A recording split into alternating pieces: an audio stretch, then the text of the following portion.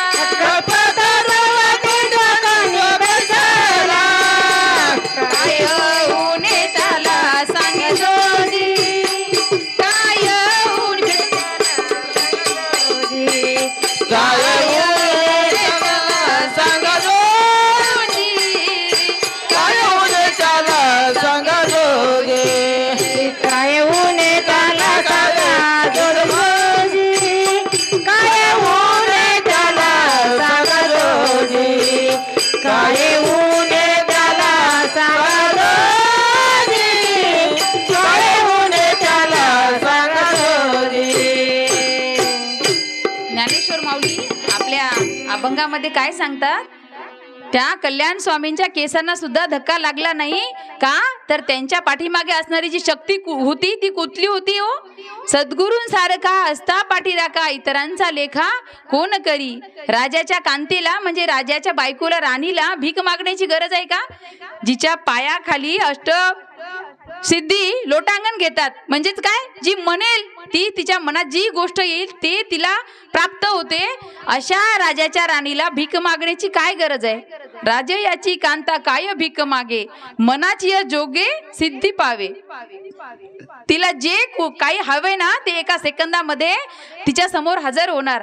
असा सद्गुरूंचा जर कृपाशीर्वाद आपल्या पाठीमागे असेल तर आपल्या जीवनामध्ये आपल्याला कुणा पुढे हात पसरायची गरज पडणार नाही. का तर तेवढी सद्विवेक बुद्धी आपल्यामध्ये असणारी जी सात्विकता आहे ती वाढीला लागल्यानंतर आपोआपच आपल्या जीवनामध्ये आपण काय करावं आणि काय करू नये ह्या दोन गोष्टी कळाल्या ना की आपण आपल्या जीवनाचं योग्य असं नियोजन करतो, अचूक असे निर्णय घेतो आणि त्याच्यामुळे आपल्या जीवनामध्ये काय मिळते, आपल्याला सुख मिळते. मग जगद्गुरु माऊली एवढा फोकस ह्या तीन गोष्टींवर का करतात हो? माऊलींनी काय सांगितले बघा, त्रिसूत्री सांगितली ना आपल्याला.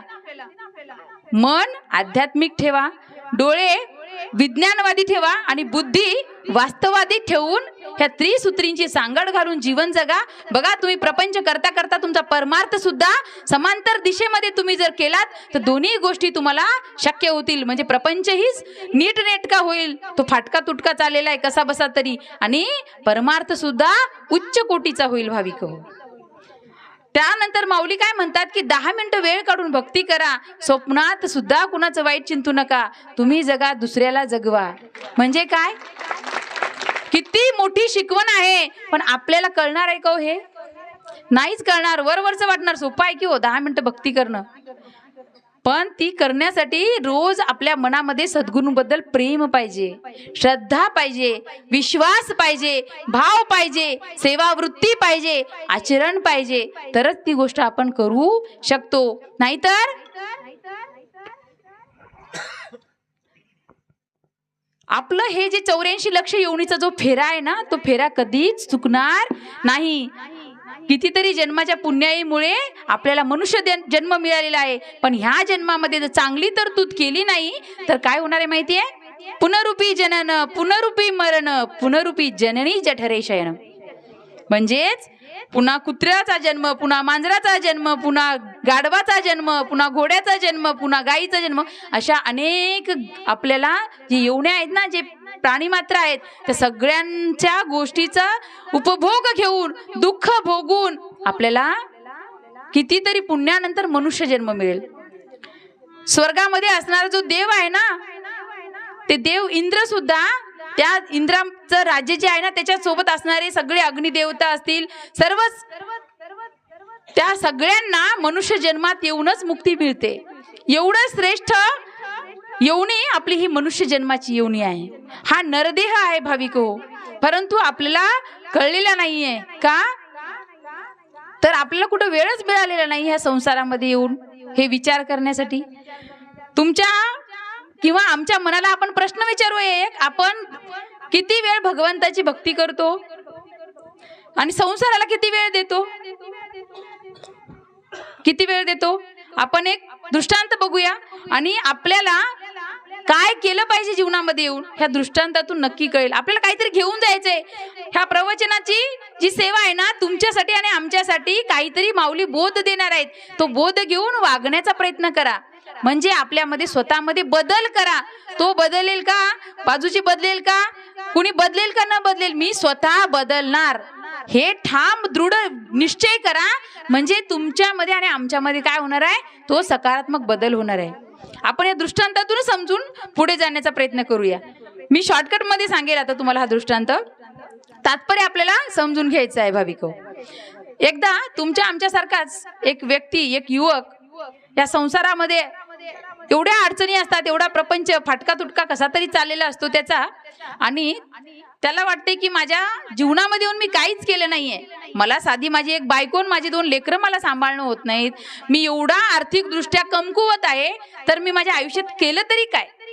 हा प्रश्न पडतो. मन त्याचं खातं हो, त्याचं मन त्याला खातं आणि तो काय म्हणतो की माझ्या आयुष्यामध्ये कुठल्याच प्रकारचं सक्सेस म्हणजेच काय यश का मिळत नाही, मी करतो ते काम अर्धवटच.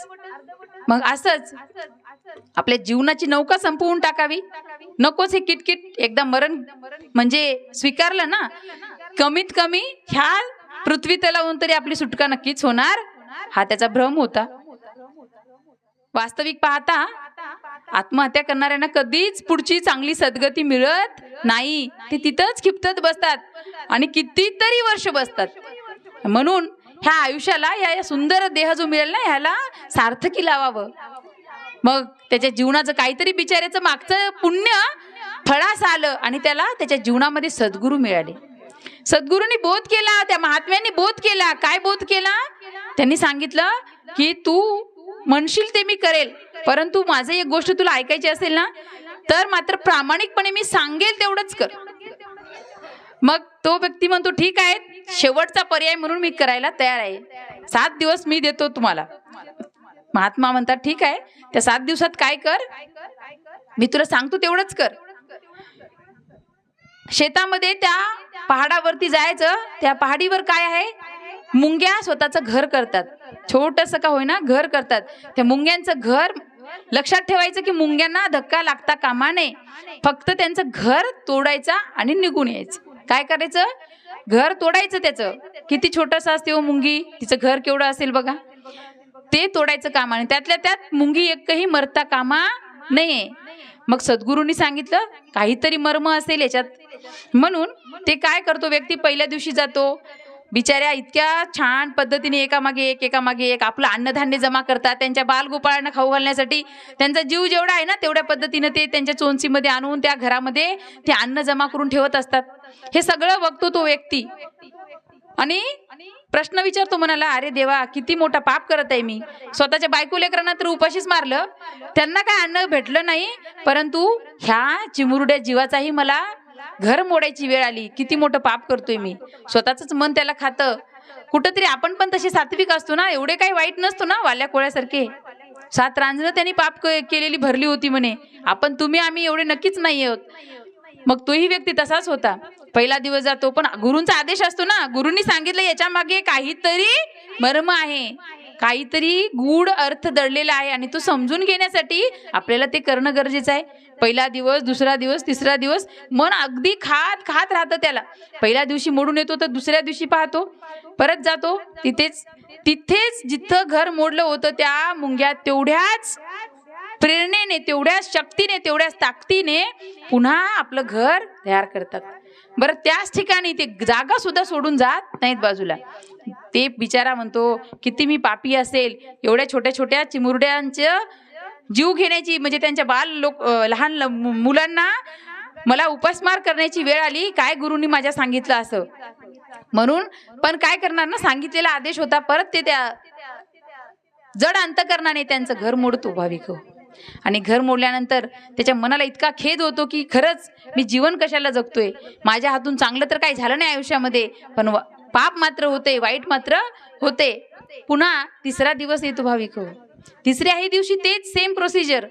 3ऱ्या दिवशी सुद्धा त्या मुंग्या तेवढ्या शक्तीने, तेवढ्या ताकदीने, किती मुंगीचा जीव बघा. आपण असं केलं की तिचा जीव जाईल, एवढीशी मुंगी असते ना, पण तिची जिद्द बघा, तिची आत्मशक्ती बघा.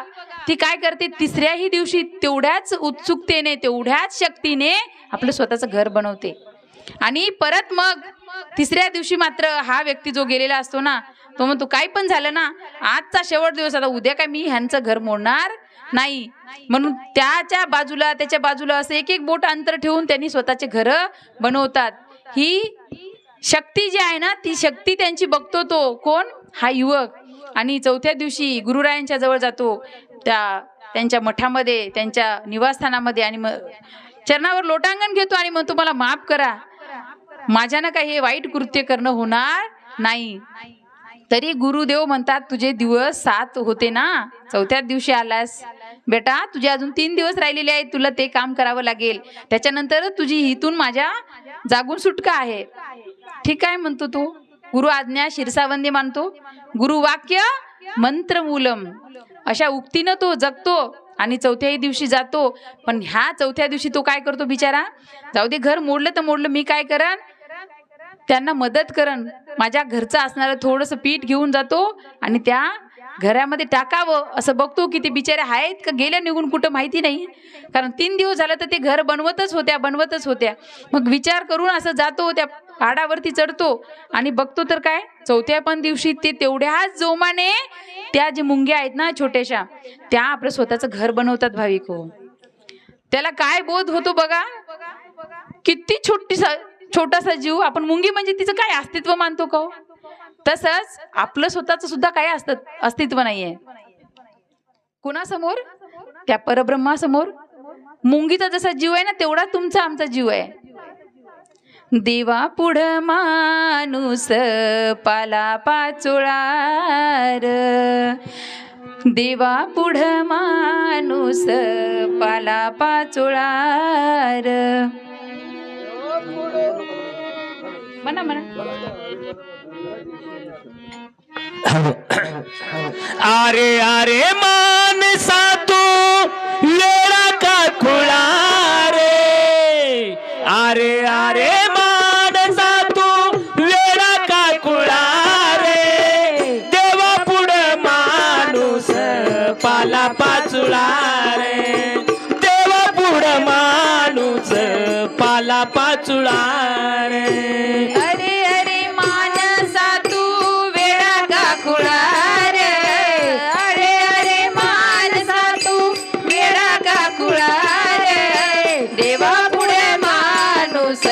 पाला पाचोळार, देवा पुढे माणूस पाला पाचोळार.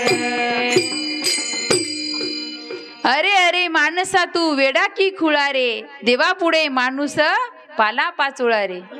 आपलं अस्तित्व जसं त्या मुंगीचं आहे ना, एवढ्या मोठ्या पृथ्वीवर मुंगी किती छोटूशी, तसं एवढ्या मोठ्या पृथ्वी ग्रहावर आपल्यासारख्या तुमच्या आमच्यासारख्या माणसाचं अस्तित्व केवढं आहे माहितीये? मुंगीपेक्षा जास्त नाहीये. आपल्याला ज्यांना कळतं ना, मी जे काही बोलते ते काहीच्या डोक्याच्या वर जात असेल, विचार केला तर आपल्या ज्या पृथ्वीवर आपण राहतो ना, ती एक आकाशगंगा आहे, मंदाकिनी आकाशगंगा. ह्या मंदाकिनी आकाशगंगेमध्ये एक सूर्य हा तारा आहे, तेजोमय प्रकाश देणारा. आणि ह्या सूर्याच्या ह्या तेजोमय प्रकाशाच्या भोवती प्रत्येक ग्रह फिरतो. त्या प्रत्येक ग्रहापैकी बुध, शुक्र आणि तिसरा जो ग्रह आहे तो पृथ्वी. हा पृथ्वी ग्रह, ह्याच्यावर आपण कुठे राहतो माहितीये? भारत देशामध्ये, महाराष्ट्र राज्यामध्ये. किती छोटासा भारत देश, एवढा दिसतो बघा. आपल्या तुम्ही काढून बघा आपल्या नकाशा भारताचा. त्या भारताच्या नकाशामध्ये भारतात एवढा मोठा विशाल काय भारत राष्ट्र, त्याचं अस्तित्व केवढं नकाशावर एवढं दिसतं. त्यातल्या त्यात एक छोट्याशा महाराष्ट्र राज्यामध्ये उपर विभाग आपला आहे मराठवाडा. त्याच्यामध्ये मराठवाड्यामध्ये किती जिल्हे? त्या जिल्ह्यापैकी एक नांदेड जिल्हा. आपलं अस्तित्व किती बघा, मी सांगतेय तुम्हाला ते. त्याच्यामुळे आपल्याला कळेल की आपण केवढे आहोत भगवंतापुढं. त्या तालुक्यामध्ये, जिल्ह्यामध्ये 16 तालुके आपल्या नांदेड जिल्ह्यामध्ये. त्यापैकी एक तालुका आपला भोकर. आणि त्या भोकर तालुक्यामध्ये एक छोटंसं गाव, तिळा इतकं, जे नकाशामध्ये सुद्धा काढता येणार नाही, डॉट सुद्धा देता येणार नाही, एवढं छोटंसं गाव आपलं गाव म्हणते मी. आणि त्या गावामध्ये असणारे तुम्ही आम्ही. आपलं विचार केला तर अस्तित्व केवढं आहे. आणि म्हणून अतिशय विचारपूर्वक हा अभंग ज्यांनी लिहिलंय ना, देवा पुढे माणूस पाला पाचोळार. खरंच माणूस पाला पाचोळा आहे, पण आपला ताठाभिमान, मी आमका आहे, मी टमका आहे, मी ऐश्वर्यवान आहे, मी सौंदर्याचा. कुणाला गर्व असतो सौंदर्याचा, कुणाला पैलवानकीचा, कुणाला शक्तीचा, कुणाला युक्तीचा, कुणाला बुद्धीचा, कुणाला त्या पदाचा, कुणाला प्रतिष्ठेचा, कुणाला मानपानाचा. आणि ह्या अहंकारामुळेच आपण इथंच गटांगळ्या खात बसतो.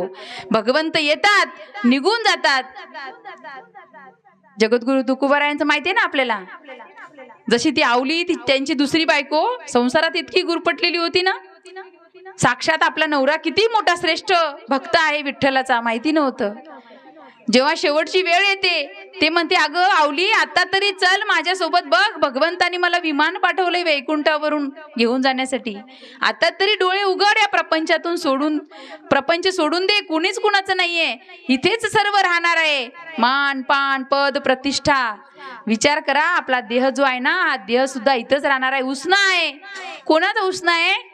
पंचतत्वांचा, 3 गुणांचा. ह्या पंचतत्व आणि 3 गुण मिळून जो अष्टदा प्रकृती तयार झाली, ह्या अष्टदा प्रकृतीचा जो हा देह आहे तो सुद्धा उष्णा इथेच राहणार. पृथ्वीची जागा पृथ्वी घेणार.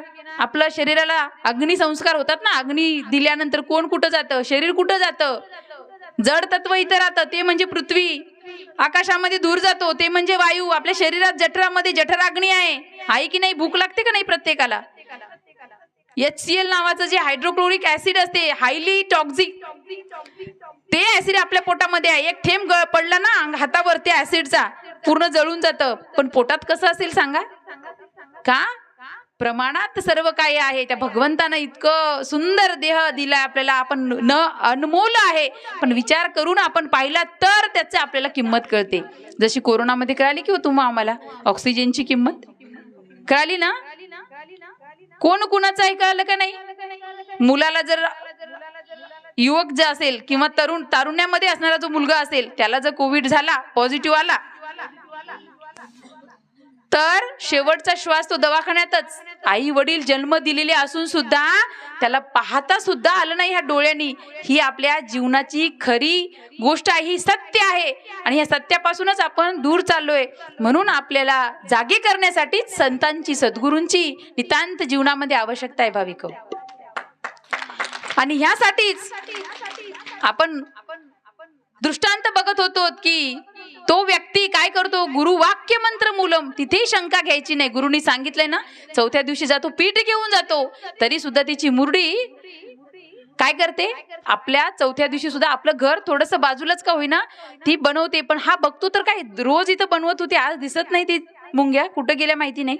बघतो इकडं तिकडं तर त्याला दिसते दूर बाजूला, ते घर बनवत आहेत. 4था दिवस, 5वा दिवस, 6वा दिवस, तो 7व्या दिवसापर्यंत हा प्रयोग करतो. आणि शेवटी त्याला त्या कृतीतून, त्या गोष्टीतून त्यांना काय शिकवायचं होतं गुरूंना, हे त्या व्यक्तीला कळते की माझ्या गुरूंना हे शिकवायचं होतं की बघ, मुंगी असून सुद्धा प्रयत्न सोडली नाही. तिच्या जीवनामध्ये यश येत नव्हतं, वारंवार तिला अपयशाला सामोरं जावं लागायचं. प्रामाणिक प्रयत्न करून सुद्धा हातात काय होतं, काहीच मिळत नव्हतं. फळाचं नाव एरंडी व्हायचं, तरी सुद्धा ती प्रयत्न सोडते का हो? ते पण सातत्यानं, काय म्हणते मी बघा, सातत्यानं ती प्रयत्न करते. आणि त्या प्रयत्नांना त्या भगवंताला काय करावं लागतं, मग एक ना एक दिवस साक्षात येऊन आपल्याला त्या प्रयत्नांमध्ये यश द्यावं लागतं. आणि ह्याच्यासाठीच काय करायचं आहे, आपण त्या सद्गुरूंना ओळखायचंय, त्यांच्या वचनावरती विश्वास ठेवायचा आहे. आणि काय करायचंय, समर्पण भावनेनं आपण पूर्ण त्यांना शरणागती पत्करून गुरु वाक्य मंत्र मूलम ह्या उक्तीप्रमाणे जगायचे. दृष्टांताचं तात्पर्य आपल्याला कळलं असेल की काय आपल्या जीवनामध्ये करायचं आपण, तर त्या व्यक्तीला कळालं की मी माझा प्रयत्न सोडला म्हणून मी अपयशी झालोय. कुणी एक वेळेस परीक्षा देतात, दुसऱ्यांदा परीक्षा देतात, 2दा जर फेल झालं तर तिसऱ्यांदा नको नको बाबा, माझ्यासाठी ती फील्डच नाही म्हणतात. अगोदर कापडाचा व्यवसाय टाकतात, नंतर कापडाच्या व्यवसायामध्ये गावामध्ये 1 जणांनी टाकलं की सगळे 10 जण कापडाचं दुकान, साड्या, कपडेच कपडे. मग काय, ह्याचा धंदा बंद पडतो. परत गिरणी पिठाची टाकतो, पिठाची गिरणी चांगली चालायला लागली, ते बाजूची मध्ये बघा हिनं गिरणी टाकली, बघा चांगली जोमात चालायला लागली, आपण पण करूया का हो? मग हिनं करत करत अशा 8-10 जणी काय करतात, पिठाचीच गिरणी टाकतात. दुसरे पण व्यवसाय असतात ना, पण आपल्यामध्ये असणारा सद्विवेक जागृत नसतो. आपल्यामध्ये काम, क्रोध, मद, मत्सर, द्वेष हे सगळ्या खचाखच भरलेले अवगुण असल्यामुळे, विकार असल्यामुळे आपण दुसऱ्याकडेच बोट करतो बघा. पण माऊली म्हणतात, दुसऱ्याकडे 1 बोट केलं ना, 4 बोट आपल्याकडे असतात. तुझ्या आत बघ आणि तू स्वतःला बदल. एक जरी व्यक्ती या प्रवचनातून, माऊली म्हणतात की माझ्या प्रवचनातून एक व्यक्ती बदलला, मला गुरु शिष्यांचं नातं कसं असते बघा, निस्वार्थ प्रेमाचं नातं असतं. त्यांना अपेक्षा काय की मला गुरु दीक्षा म्हणजे मला गुरूंकडून काय पाहिजे, आपल्याला पाहिजे ज्ञान, पण गुरूंना आपल्याकडून काय अपेक्षित आहे की आपण आपल्या स्वस्वरूपाची ओळख करून घेतली पाहिजे. आपल्या प्रपंचामध्ये असणाऱ्या अडचणी दूर तर अशा सहज होतात, लीलया करतात, ते भक्तीनेच होते. परंतु आपण काय केलं पाहिजे, आपण स्वस्वरूपाची ओळख करून घेतली पाहिजे. आणि त्याच्यासाठी माऊलींना जी पाहिजे बक्षीस, गुरुदक्षिणा, ती म्हणजे मी कोण आहे याचा शोध एका जरी व्यक्तीने घेतला तर ते म्हणतात माझ्या जन्माचं स्वहित होईल, माझ्या जन्माचं सार्थक होईल. पण अजून ते काय सांगतात, माझ्या काळसिद्धेश्वरांची आण घेऊन सांगतो की मी ज्याप्रमाणे सांगतो त्याप्रमाणे तुम्ही जर वागलात तर तुमच्या जीवनामध्ये दुःखच येणार नाही. आणि दुःख जरी आलं तर त्याला सामोरे जाण्याची क्षमता, त्याच्यातून बाहेर कसं निघायचं हे सुद्धा तुम्ही स्वतःच, तुम्हाला त्या गोष्टी कळणार आहेत. मग ह्यासाठी आपला स्वतः भाव कसा पाहिजे गुरुवरती, तर तो भाव तन मन धन तुला हे अर्पण, शेगावीच्या गजानना मज नाही कोण. अशा पद्धतीचा भाव पाहिजे. माऊलींचा आहे हा अभंग. माऊली म्हणतात तन मन धन तुला हे अर्पण, शेगावीच्या गजानना मज नाही कोण. आपल्याला सुद्धा तसंच पाहिजे. आपण मसोबाची पूजा करतो, मार्गशीर्ष महिना मागे गेला ना, गुरुवार केले, महालक्ष्मीचं व्रत केलं, कुणी वैभव लक्ष्मीचं व्रत करतं, कुणी म्हणतं आमचे कुलदैवत खंडोबार आहे. माळेगावची यात्रेला गेलीच असतील सगळे, जाऊ नका असं म्हणत नाही आम्ही. कुणी म्हणते आमचे आमके टमके देवत आहे, कुणी म्हणते मी शिवाचा भक्त आहे, कुणी म्हणते मी देवीचा भक्त आहे, कुणी म्हणते मी कशाचाच भक्त आहे. असे वेगवेगळे 33 कोटी देवांचे भक्त आपण सगळेजण. पण ज्यावेळेस आपण एकांगी भक्ती करत नाही त्यावेळेस आपल्याला संकटामध्ये तारण्यासाठी सुद्धा ते भगवंत येत नाहीत. त्या भगवंताला वाटते की तो देव येईल, त्या देवाला वाटते तो देव येईल, कारण एकांगी भक्ती नाही ना. मग म्हणून माऊली म्हणतात की तुम्ही अध्यात्मामध्ये आल्यानंतर अगोदर काय करायचं, तर पतिव्रतेप्रमाणे आपल्याला व्रत घ्यायचंय की माझ्या नवऱ्याशिवाय मला दुसरे सगळे जगातले पुरुष जे आहेत ना ते माझे भाऊ, माझे वडील आहेत, असंच मी त्यांना पाहणार. म्हणून सती अनुसया म्हणा, सती सावित्री म्हणा, ह्यांचं सत्य किती मोठं होतं, देव सुद्धा त्यांचं सत्व हरण करू शकले नाही. तसं अध्यात्मामध्ये सुद्धा गुरुनिष्ठा एवढी पाहिजे. आपल्या क्षणोक्षणी पावलोपावली आपल्या परीक्षा होतात. बघा सोन्याचीच परीक्षा होते की नाही हो, सोन्याचा कस लागतो ना, आणि मग सोन्याला वितळून त्याच्यावर प्रक्रिया करून त्याला मुशीत टाकून किती मोठे अग्नीचे चटके घ्यावे लागतात. मग त्याच्यानंतर जेव्हा त्या सोनाराला कळतं ना की हे सोनं प्युअर आहे, 100 नंबरी आहे, तेव्हा कुठं ते सोन्याची किंमत होते आणि त्याला तिजोरीमध्ये बसण्याचा मान मिळतो भाविक.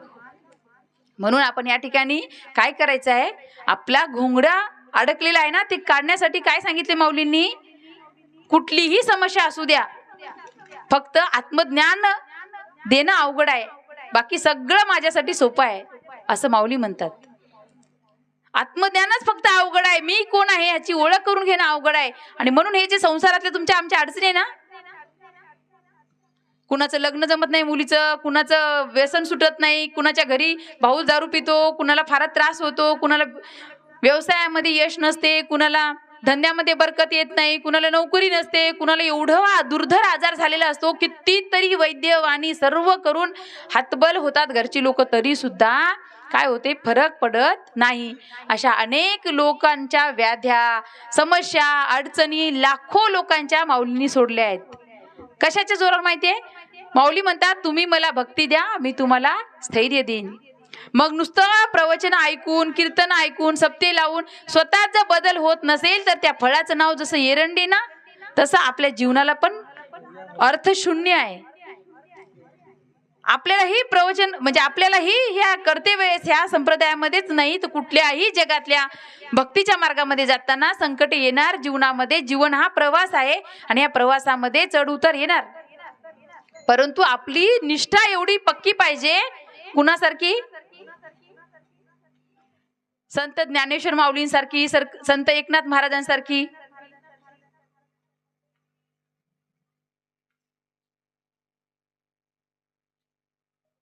आपल्याला ते अर्थ समजणार आहे, ते खोल अर्थ आहेत. आणि ते जाणून घेण्यासाठी आपलं मन, आपलं अंतःकरण शुद्ध होण्यासाठी आपल्यावर माऊली काय करतात, संस्कार करत आहेत. संत संघामधून आपल्याला ज्ञानेश्वरीचं ज्ञान होते ना. माऊली काय करतायत, ज्ञानेश्वरीतून आपल्याला सांगण्याचा प्रयत्न करतायत. जसं भगवान श्री कृष्णाने अर्जुनाला सांगितलं की हे सगळे बघतोयस ना, हे सगळे माझे माझे म्हणतोयस ना, हे सगळं मायेचं भ्रांतीचं ओझं आहे, कोणीच कोणाचं नाहीये. विचार केला तर तू माझा नातेवाईक नाहीस आणि मी तुझा नाही. पण आपल्याला प्रश्न पडतो ना, मी एवढी भक्ती करतोय, मी सगळं करतोय, मग माझ्यावर संकट काय येतात, संकट काय येतात. भगवान श्रीकृष्णाचं आपल्याला माहित आहे, जेव्हा कृष्णाचा मुलगा चक्रव्यूहामध्ये अडकला होता ना, त्यांना सोपं होतं का हो काढणं, नव्हतं का अवघड. भगवान श्रीकृष्णाला त्याच्यातून बाहेर काढणं अवघड होतं का, पण तरी सुद्धा त्यांनी काढलं नाही. याचा अर्थ काय की नियती जे जे ठरवलेले असते ते भोग आपल्याला भोगावे लागतात, परंतु या भोगाची तीव्रता आपण जेव्हा भक्ती करतो तेव्हा आपली कमी होते. आणि म्हणून आपल्याला काय करायचं, ह्या जीवनाचा सार समजून घेण्यासाठी आपण एक अभंग घेऊया आणि पुढे जाऊया. जगी जीवनाचे सार घ्यावे जाणूनी सत्वर, जगी जीवनाचे सार घ्यावे जाणूनी सत्वर, जैसे ज्याचे कर्म तैसे फळ देतो रे ईश्वर, जैसे ज्याचे कर्म तैसे फळ देतो रे ईश्वर. जीवनाचे सार जगी जाणूनी सत्वर, जगी जीवनाचे सार घ्यावे जाणूनी सत्वर, जैसे ज्याचे कर्म तैसे फळ देतो रे ईश्वर, जैसे ज्याचे कर्म तैसे फळ देतो रे ईश्वर. क्षणिक सुखासाठी आपुल्या कोणी होतो नीती भ्रष्ट, क्षणिक सुखासाठी आपुल्या कोणी होतो नीती भ्रष्ट, कुणी त्यागी जीवन आपुले दुःख जगी करण्या नष्ट, कुणी त्यागी जीवन आपुले दुःख जगी करण्या नष्ट, देह करी जे जे काही, देह करी जे जे काही, आत्मा भोगितो नंतर, जैसे ज्याचे कर्म तैसे फळ देतो रे ईश्वर, जैसे ज्याचे कर्म तैसे फळ देतो रे ईश्वर, जैसे ज्याचे कर्म तैसे फळ देतो रे ईश्वर. जगी जीवनाचे सार घ्यावे जाणूनी सत्वर, जगी जीवनाचे सार घ्यावे जाणूनी सत्वर, जैसे ज्याचे कर्म तैसे फळ देतो रे ईश्वर, जैसे ज्याचे कर्म तैसे फळ देतो रे ईश्वर. जीवनाचे सार घ्यावे जाणूनी सत्वर, जगी जीवनाचे सार घ्यावे जाणूनी सत्वर, जैसे ज्याचे कर्म तैसे फळ देतो रे ईश्वर, जैसे ज्याचे कर्म तैसे फळ देतो रे ईश्वर. अभंग मोठा आहे, आपल्याला वेळेचं भान ठेवणं गरजेचं आहे, म्हणून आपण एकच कडवं घेतलं या ठिकाणी. तर आपल्याला ह्या अभंगातून समजून काय घ्यायचंय, जगी जीवनाचे सार घ्यावे जाणूनी सत्वर, जगी जीवनाचे सार घ्यावे जाणूनी सत्वर. काय जगी जीवनाचं सार घ्यायचंय आपल्याला जाणून, तर हेच घ्यायचंय की तुमच्या आमच्यावर जेव्हा प्रसंग येतो ना, ह्या प्रपंचामध्ये आपण ज्याच्यासाठी काबाड कष्ट करतो, सकाळपासून संध्याकाळपर्यंत एखादी स्त्री असेल किंवा एखादा पुरुष असेल, तो राबतो त्या प्रपंचासाठी, तरी सुद्धा घरामध्ये असणारे जे लोक असतात, त्याच्या बायको असेल, मुलं असतील, आई वडील असतील, जे कोण असतील, वहिनी भाऊजाई जाऊ, हे सगळेजण काय म्हणतात, हो तुम्ही केलं, फार मोठं चांगलं केलं, असं कौतुकाची थाप देतात का आपल्या पाठीवरती. नवरा कधी म्हणतो का बायकोला, किंवा बायको कधी म्हणते का नवऱ्याला, अहो सकाळपासून संध्याकाळपर्यंत आपलं 15 वर्ष झालं, 20 वर्ष झालं लग्न होऊन, किती आपण त्रास सहन करत करत लेकरांचा लहानाचं मोठं केला, एवढा मोठा संसार जमवला, किती दुःख कष्ट सोसत आपण आपल्या लेकरांना मोठं केलं. कधीतरी ती बायको म्हणते कधी ते नवरा म्हणतो का, अगं तू मला प्रत्येक क्षणाला एका अर्धांगिनीचं जे कर्तव्य असते ते कर्तव्य पार पाडलीस, माझ्यावर प्रेम केलं, माझ्या लेकरांवर केलं, माझ्या घरदारावर केलं, माझ्या पाहुण्यारावळ्यांवर केलं, अगदी गृहलक्ष्मीची सर्व कर्तव्य तू निभवलीस. तू किती दमली असशील, थकली असशील. प्रेमाची 2 गोष्टी बोलतो का कधी आपल्याला? म्हणून या अभंगामधून आपल्याला काय शिकायचंय की जगी जीवनाचे सार काय आहे, तर हेच सार आहे की कुणीच कुणाच नाहीये. आपला देह सुद्धा, बाकीचे तर फार लांबची गोष्ट आहेत, नाते गोते हे फार लांबची गोष्ट आहे. आपला देह सुद्धा आपला नाहीये, क्षणाचा भरोसा नाहीये. पाण्याचा जसा बुडबुडा असतो ना, त्या पाण्याच्या बुडबुडाप्रमाणे आपला देह आहे. इथून जाता जाता कधी काय होईल सांगता येत नाही, कधी शेवटचं प्रवचन होईल मलाही माहिती नाहीये. म्हणून माऊली म्हणतात, आता ही वेळ गेलेली नाहीये. नुसतं ऐकून घेण्यापेक्षा ते आत गेलं पाहिजे, काहीतरी तिथून काहीतरी शिकलं पाहिजे. आमचे रोहित पाटील जिल्हाध्यक्ष म्हटले ना सुरुवातीला, की आता असे कितीतरी सप्ते होतात, प्रत्येक गावामध्ये सगळ्या गोष्टी होतात आणि लोक इतकी प्रचंड गर्दी करतात ते ऐकण्यासाठी, परंतु घेतात किती हो त्याच्यातलं? आपण हे प्रश्न आपल्या मनाला विचारला पाहिजे. आपण कितीतरी प्रवचन ऐकतो, कीर्तन ऐकतो, सद्गुरूंचं सानिध्यामध्ये जातो, वाऱ्या करतो, पण काय फायदा? काहीच नाहीये. कशाने फायदा होणार आहे? तर आपल्या जीवनामध्ये त्या गोष्टी उतरल्या पाहिजे. मग माऊलींची शिकवण काय आहे? बोलणार असाल तर विनम्र बोला. आपण जोपर्यंत संत संघामध्ये आहोत, प्रवचनामध्ये आहोत, माऊलींच्या सानिध्यामध्ये आहोत, ते कुठेही असू द्या, मग प्रवचन असेल, संत संघ असतील, साक्षात माऊली स्वतः सगुण रूपात आपल्याला उपदेश करत असतील आध्यात्मिक शाळेच्या माध्यमातून, मग आपण त्या गोष्टी जगतो किती, हा प्रश्न तुम्ही आम्ही विचारला ना आपल्या स्वतःच्या मनाला, तो कोणच असं इथं बसलेलं मला नाही वाटणार की हात वर करेल की हो माझ्या माऊलींनी सांगितले ना त्या पद्धतीने मी जगतो, हो मी त्यांच्याप्रमाणे वागतो.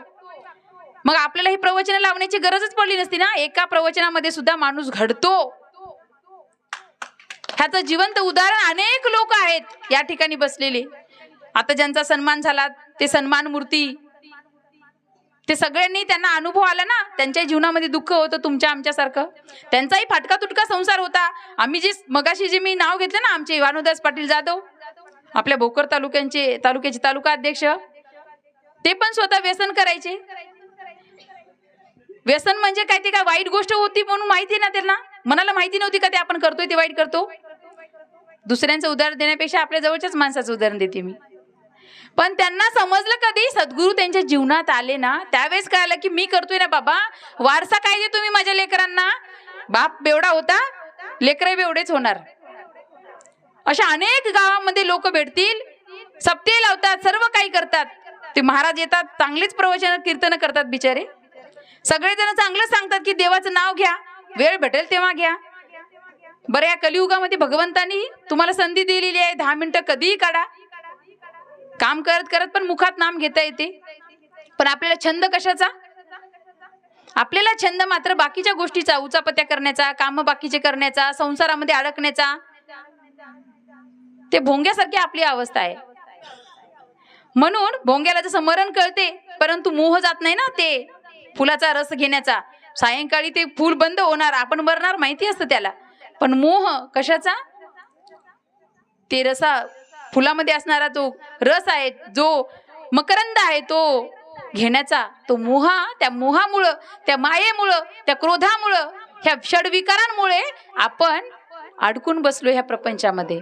आणि ज्याच्यासाठी आपल्याला जन्म मिळाला ना, तेच आपण विसरून चाललोय.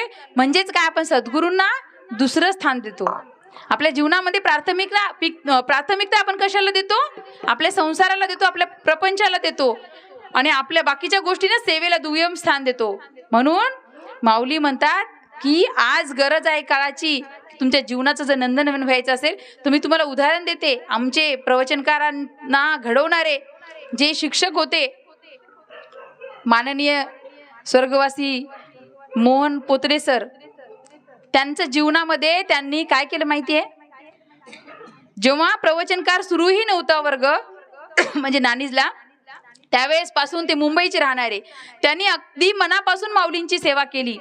कधीच माऊलींकडे कुठला विषय आपल्या प्रपंचात काढला नाही की माझं असंच झालंय, माझ्या संसारामध्ये तसंच आहे माऊली, मला हेच होतंय, मला लोकांनी काहीतरी बोललं, मला प्रवचनकाराचे शिकवते वेळेस त्रास होतोय, काहीतरी होतंय, मला एवढी व्याधी लागली. अख्खा आयुष्य म्हणते मी तुम्हाला. आता त्यांचं वय 80च्या वरच असेल, एक्झॅक्ट मलाही माहिती नाही किती होतं ते. त्यांचं काल म्हणजे 2-3 दिवसापूर्वी 29 जानेवारीला त्यांचं निधन झालं भाविक हो. ज्यांनी आध्यात्मिक शाळा ऐकली असेल ना त्यांना माहिती आहे हा प्रसंग. मी काय म्हणते ते. किती मोठे उद्गार जगद्गुरु माऊलींनी त्यांच्याबद्दल काढले हो. आपल्याला सेवेचं महत्व कळत नाही. तो करत नाही ना, मला काय गरज आहे करायची. तो सुधारला नाही ना, तो माऊलींचं नाव घेत होता बघा आमच्या गावामधला, तो आता दारू पितोय. अरे बाबा तो खड्ड्यात पडू दे ना, त्याची काय गरज आहे आपल्याला. माऊली काय सांगतात, त्याला खड्ड्यात पड म्हणून सांगतायत का? माऊली त्याला दारू पी म्हणून सांगतायत का? माऊलींनी तर चांगलं सांगितलं ना. शिक्षक वर्गामध्ये येऊन सगळ्यांना चांगलं शिकवतो, तसं आपल्याला सुद्धा माऊली चांगलं शिकवतात. पण कोण प्रत्येकाच्या बुद्धीप्रमाणे, कर्माप्रमाणे, त्यांच्या प्रत्येक संचिताप्रमाणे तो घेत असतो जीवनामध्ये गोष्टी. पण आपण निगेटिव्ह व्हायचं नाही. ते मुंगीचं आपल्याला उदाहरण आपल्या डोक्यात फिक्स ठेवायचं. मुंगी असून प्रयत्न सोडत नाही. तिच्या शक्तीनिशी परत ती काय करते, घर बांधण्याचा प्रयत्न करते. मग आपण सुद्धा तशाच शक्तीनिशी आपला सकारात्मक जो दृष्टिकोन आहे तो कधीच बदलू द्यायचा नाही. माऊली बद्दल असणारी प्रेम, आस्था सगळं काय करायचंय, त्यांच्या चरणी अर्पण करायचं. बघतील ना ते, त्यांना काही गरज असेल तर. मला सांगायचं हे होतं की मोहन पोतरे सरांनी काय केलं, आयुष्यात कधीच काही मागितलं नाही माऊलींकडे. अव्याहत त्यांनी सेवा केली शेवटच्या श्वासापर्यंत. त्यांना झाला भाविक हो 2 वर्षापूर्वी ब्लड कॅन्सर. ते कॅन्सर झाल्यामुळं त्यांची सेवा खंडित पडेल म्हणून त्यांनी काय केलं, ऑनलाईनच्या माध्यमातून सेवा सुरू केली. आमचे जे जन्म विश्वविद्यालय नानीज या ठिकाणी जे आहे ना, त्याचे ते कुलगुरू होते. सर्व प्रवचनकारांचं सगळं कंट्रोलिंग त्यांच्याकडे असायचं. म्हणजे प्रवचन पाहिजे कुठं, कुणाला परमिशन द्यायची, सगळ्या गोष्टी ते छोट्या ना छोट्या गोष्टी पाहायचे. तर 2 वर्षापासून त्यांनी, आता आपल्याला थोडं काही ताप जरी आला ना, आपण म्हणतो जाऊ दे ना, संत संघाला कशाला जायचं, कुठे माऊली बघतात, फोटोज तर आहे. इतकंच आपलं चुकतंय, हेच आपलं अज्ञान आहे. आपण त्यांना फोटो समजतो. तुमच्या गावाला जेवढ्या संकट येतात ना, त्यांना तारण्याची ताकद त्या फोटोमध्ये आहे, हे लक्षात ठेवा. असं म्हटलं तर चालेल का? मारुतीच्या मंदिरामध्ये मारुतीराय नाही आहेत की नाही? संकट मोचन आपण त्यांना म्हणतो ना, संकट हरणारे भगवंत. प्रत्येक गावामध्ये मारुतीचं मंदिर असतेच असते. आणि गावाच्या बाहेर का असते माहितीये? तुमच्यावर येणारं संकट त्यांनी स्वतः वरच्या वर पेलून बाजूला करतात. कारण ते 7 चिरंजीवापैकी 1 चिरंजीव आहेत. मग ते नाही आहेत का? आपण आहे म्हणून श्रद्धा ठेवून आपण त्यांना हे करतो ना. नारळ फोडायचा 30 रुपयाचा, त्याच्यात 1 तुकडा उडलेला असतो का नाही बाहेर पडलेला, फोडते वेळेस तो तुकडा घ्यायचा, तसाच न काही काढता त्याचं साल मिल त्याच्यात जवळ ठेवायचा, त्याच्यावर साखर टाकायची, त्याच्या तोंडात कोंबायची त्या भगवंताच्या, आणि सगळ्या अख्ख्या फलटणला माझ्या सुखी ठेव. फलटण म्हणजे समजलं ना, माझ्या कुटुंबाला अख्ख्या सुखी ठेव असं मागणं मागायचं. बरं, ज्यानं मुंगी निर्माण केली, ज्याने हत्ती निर्माण केलं, ज्याने तुम्हा आम्हाला निर्माण केलं, ज्यांनी त्या नारळाला निर्माण केलं, त्याला अशक्य आहे का हो नारळ भेटणं एवढा तुकडा? हा प्रश्न आपल्याला पडतो का कधी? त्या देवाच्या डोक्याला इतकं मोठं कुंकू लावायचं, ते कपाळ कुठं जाते माहिती नाही, तोंडामध्ये कुंकू घालतात बायका कधी कधी. घरी आपल्या मूर्ती एवढ्या छोट्या छोट्या ना. काय करावं काय करू नये हे जीवनामध्ये कळलं पाहिजे आपल्याला. हे सगळ्या गोष्टी अज्ञानामुळे घडतात. तुमची आमची त्याच्यात चूक नाहीये. सांगणारच कोणी शिक्षक भेटला नाही आपल्या आयुष्यामध्ये आतापर्यंत. मग ते ठणकावून सांगण्यासाठी की बाबा हे रस्ता जातो ना आयुष्यामध्ये तुझ्या, त्याच्यावर काटे आहेत, ती काठी पेरलेली आहे, तुला त्रास होईल जाण्यासाठी. मी सांगतोय ना त्या रस्त्याने जा, कमीत कमी काटे तरी टोचणार नाहीत. रस्ता कच्चा जरी असेल तर काटे टोचणार नाहीत. साध्या रस्त्याने आपण पायवाट करून आपण चांगलं जाऊ शकतो. तसेच काम काहीसं सद्गुरू करतात की बाबा तुझ्यातले जे विकार आहेत ना, जे अहंकार, हे जे षडविकार आहेत, मोह, मत्सर, माया, दुसऱ्यांचा द्वेष, हे सगळं विसरून जा आणि माझ्या जवळ ये, शरणागती पत्कर. म्हणजे तू जेव्हा तुझ्या मनाची, तुझ्या अंतकरणाची कोटी म्हणजे पाटी कोरी करशील ना, त्या कोऱ्या पाटीवर मला काय करता येईल, तुला शिकवता येईल जीवनाचे धडे. आणि म्हणून हेच जीवनाचं सार आपल्याला घेऊन जायचं आहे. आणि मग जेव्हा आपल्यामध्ये हळूहळू का होईना सात्विकता वाढायला लागेल. सात्विकता म्हणजे काय? चांगलं वागणे, चांगलं बोलणे, कुणाचा वाईट विचार न करणे, कुणाला वाईट न बोलणे, कुणाची पाठीमागे निंदा न करणे. नाहीतर इथून गेल्याबरोबर घरी इथे आहे तोपर्यंत आपण अगदी दिखाऊपणा करतो बघा. पण माऊली म्हणतात अध्यात्मामध्ये ढोंग चालत नाही, ढोंगबाजी चालत नाही. जे आहे ते अंतःकरणातून इथून आलं पाहिजे आपल्या. आणि ह्याच्यासाठीच अध्यात्मामध्ये भक्ती हा मनाच्या एकाग्रतेचा व्यायाम आहे आणि तो आपण सगळ्यांनी केला पाहिजे. तुम्ही आम्ही भक्ती केल्याने काय होते हे सगळं आपल्याला माहिती आहे. पहिला फायदा म्हणजे आपल्यामध्ये असणारा जो उतावीळपणा आहे ना, तो उतावीळपणा कमी होतो भाविक. आणि उतावीळपणा कमी होऊन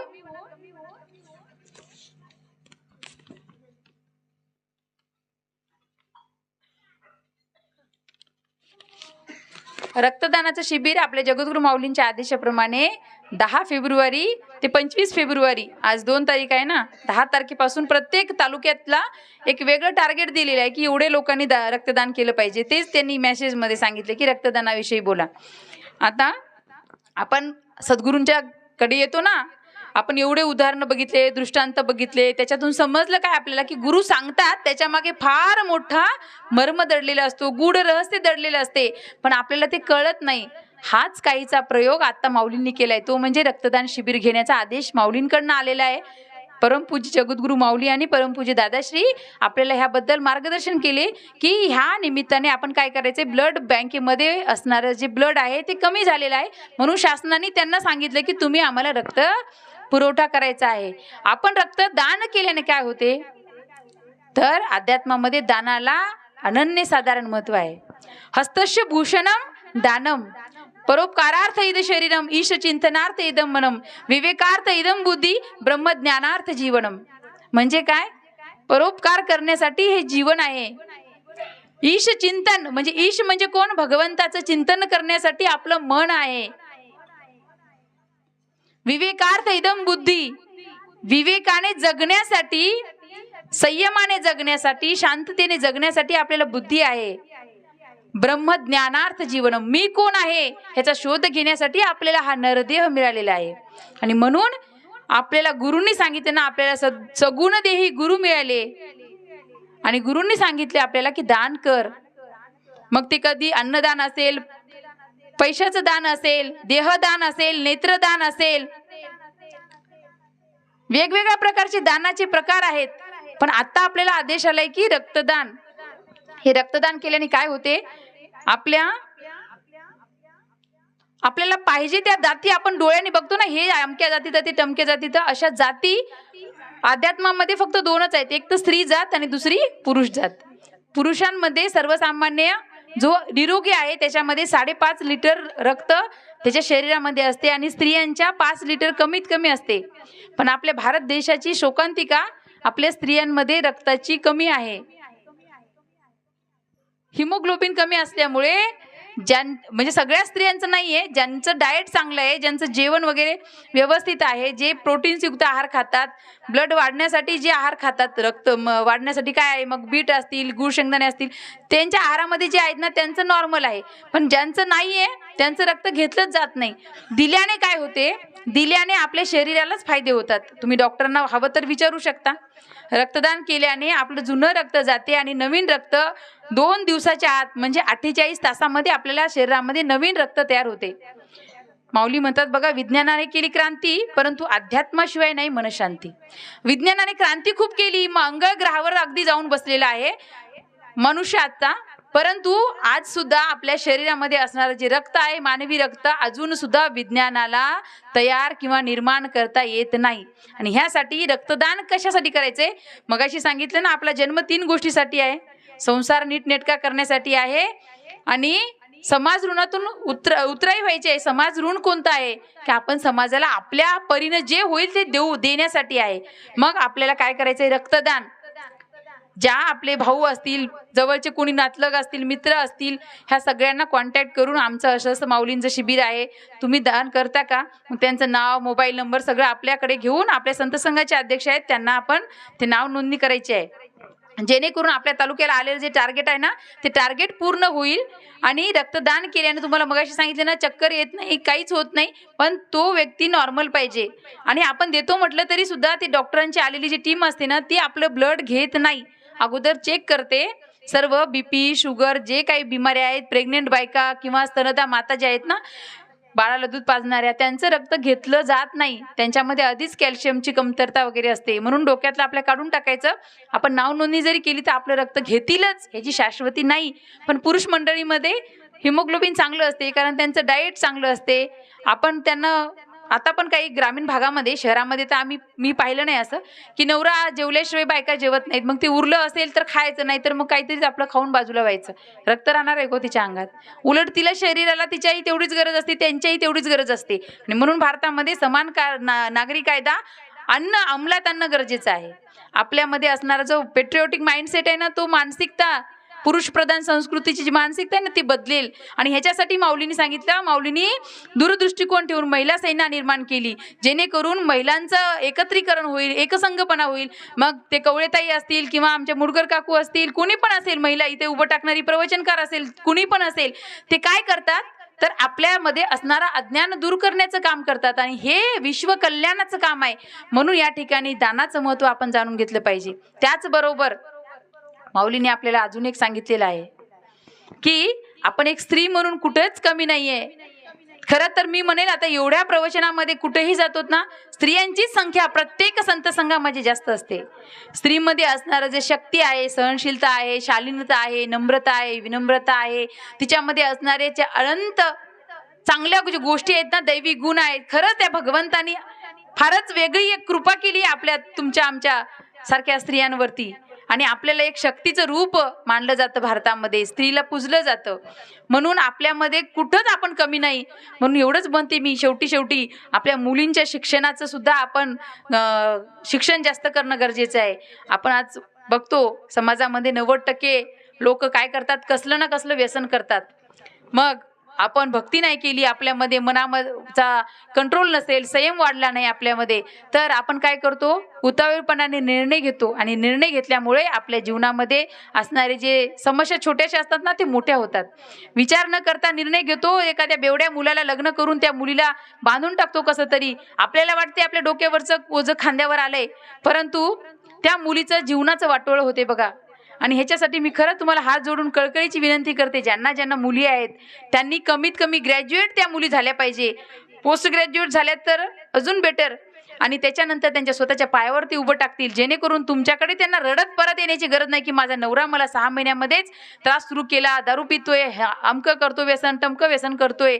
आणि म्हणून आपण काय करायचंय, सतसत विवेक बुद्धीनं विचार करून, मुलाला जेवढा अधिकार आहे तेवढाच मुलीला सुद्धा असतो. मी माझ्या प्रत्येक प्रवचनामध्ये हे आवर्जून शेवटी सांगतेच, कितीही उशीर झाला तरी, कारण ह्या मुली जर शिकल्या तरच आपल्या भारत देशाची खऱ्या अर्थानं प्रगती आहे. अमेरिकेसारख्या देशामध्ये जिथे सर्व मुलींना किंवा पुरुषांना समान आहे गोष्टी, कुठलीच गोष्ट एक्स्ट्रा नाहीये, म्हणून आज महासत्ता म्हणून तो अमेरिका देश आहे. आपल्या देशाचं सुद्धा भाग्य कमी नाहीये. मोदी साहेबांसारखे आपल्याला पंतप्रधान लाभले, ज्यांनी दूरदृष्टी आहे, त्यांनी अध्यात्म म्हणजे काय, जे थोतांड मानायचे, आज अध्यात्माला फार मोठं अनन्यसाधारण महत्त्व प्राप्त करून देण्याचं काम त्यांनी केलंय. आणि खऱ्या अर्थानं स्त्री शिक्षण असेल, संस्कृती असेल, सुसंस्कार असतील, ह्या सगळ्या गोष्टींचा विचार करून त्यांची पावलं वरच्यावर काय होत आहेत, प्रगती पथावरच आपल्या भारत देशाला घेऊन जात आहेत. आणि आपण या भारत देशाचे खंदे कार्यकर्ते, एक सुजाण नागरिक म्हणून आपलं कर्तव्य काय माहितीये, आपण आपल्या मुलांना आणि मुलींना चांगले सुसंस्कार व्हावेत. आपल्याही गावामधून एखादा IAS झाला पाहिजे, आपल्या गावामधून एखादा आध्यात्मिक प्रवचनकार झाला पाहिजे, आपल्याही गावातून एखादा कीर्तनकार झाला पाहिजे. जो त्याला विषय आवडेल त्या फील्डमध्ये तो गेला पाहिजे. मला नाही म्हणायचं की हाच कर म्हणून, परंतु त्याच्यामधून सुद्धा तो आवडीनुसार त्याचे क्षेत्र निवडेल आणि स्वतःचं नाव रोशन करेल, देशाचं नाव रोशन करेल. अशा पद्धतीने त्यांना तुम्ही संधी दिली पाहिजे आई वडिलांनी.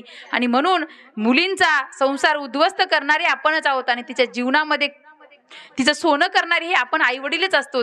म्हणून कमीत कमी माऊली म्हणतात की आताच्या मुली घडल्या पाहिजे, शिकल्या पाहिजे, त्यांच्या स्वतःच्या पायावर त्या उभ्या टाकल्या पाहिजे. ह्याच्यासाठी आई वडील सुद्धा निस्वार्थी आणि आपल्या डोक्याचं ओझं न समजणारे पाहिजे मुलींना, तरच त्यांचा दृष्टिकोन तसा निर्माण होईल, त्यांच्यामध्ये संयम जागृत होईल. त्यांच्यामध्ये संयम जागृत झाल्यामुळे उतावीळपणाने ते निर्णय घेणार नाहीत. आणि ह्याच्यासाठी भक्ती करणे अत्यंत गरजेचं आहे. मग भक्ती कुणी करायची, सगळ्यांनी करायची. जे 5 वर्षाचं मूल आहे ना, ज्यांना बोलता येतं, त्यापासून अगदी कितीही वर्षाचा वृद्ध असेल, त्याला काठी जरी आली असेल हातात, चालता जरी येत नसेल, तरी सुद्धा त्यांनी काय केलं पाहिजे, भक्ती केली पाहिजे. कारण भक्ती कधीही करायची, झोपून पण करू शकता, मनात फक्त भगवंताचं नाम पाहिजे. मग या ठिकाणी आपण गजर घेऊया आणि पुढे जाऊया. त्या भगवंताला मागणी करूया. काय करायची आपल्याला मागणी? आम्ही सगळं ऐकलं भगवंता, पण आम्हाला बुद्धी कशी दे. झोळी भरावी, कृपा करावी, सुखी कर सकळ जना. हो झोळी भरावी, कृपा करावी, सुखी कर सकळ जना. झोळी भरावी, कृपा करावी, सुखी हो झोळी भरावी, कृपा करावी, सुखी कर सकळ जना. हो दाता दया घना, हीच प्रार्थना. ओळी भरावी, कृपा करावी, सुखी करया झोळी भरावी, कृपा करावी, सुखी तुला दीननाथा की वयावी, तू सकलांना सद्गती द्यावी. तुला दीननाथा की वयावी, तू सकलांना सद्गती द्यावी. सत्सद विवेक बुद्धी दे जन जीवना, दुःखाच्या तोडुनिया या भव बंधना. प्रेम प्रसादेश्वर शीलता दे, शुद्धता दे मानवी मना.